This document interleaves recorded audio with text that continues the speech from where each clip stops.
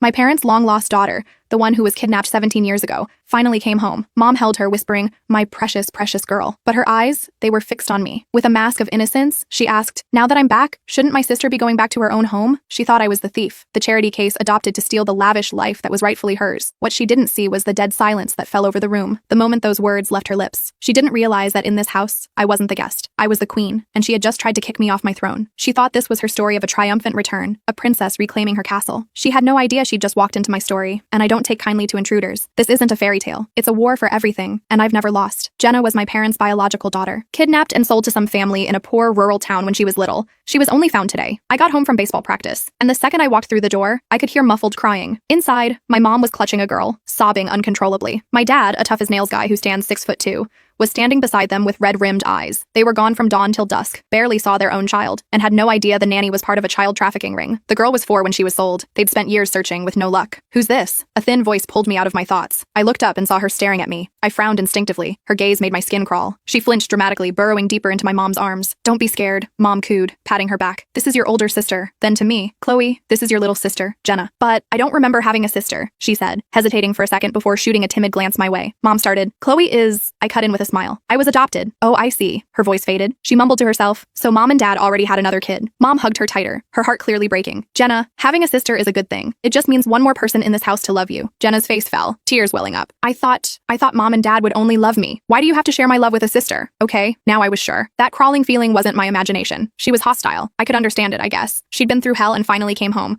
only to find her parents had been raising another kid in luxury. It had to sting. I was about to try and explain. Jenna cut me off by bursting into loud sobs. "Maybe I shouldn't have come back. Am I just interrupting your happy family of 3? Dad panicked. "Jenna, what are you talking about? Your mother and I have been waiting for this day for years. We're overjoyed to have you home. What parent wants their child to suffer out there?" Jenna looked at Dad, her eyes wide and helpless. "Really? Of course." That seemed to be the answer she wanted. Her tears stopped and a smile broke through. She threw her arms around Dad, resting her head on his shoulder like a dependent child. "Thank you, Daddy." My parents let out a collective sigh of relief. A second later, she dropped the bomb. "So, since I'm back, shouldn't my sister be going home now?" The air went still. The only sound was the soft, shallow breathing of people trying not to breathe. She looked at Mom, her eyes full of expectation. Mom flinched and looked away. Dad pretended to be fascinated by his cup of tea. She finally sensed something was wrong. Her expression turned to one of panic. "Dad? Did I say something wrong?" But I saw it. A flash of pure resentment in her eyes. It made me pause. Dad cleared his throat. "Having 2 daughters. Think of the bragging rights. It looks good on me. Let's just keep things as they are." Mom chimed in. "Yes, and you've just come back. If there's anything you don't understand, you can always ask Chloe for help." Jenna clearly hadn't expected to be shot down so firmly. Her eyes darted to me. I gave her a wide, saccharine smile. "Sure thing." Then I grabbed my baseball bat and walked out the door. Behind me, I heard Mom's panicked voice. "Chloe, Chloe." I walked right next door, used my fingerprint to unlock the door and went straight in. Get the full story in my bio.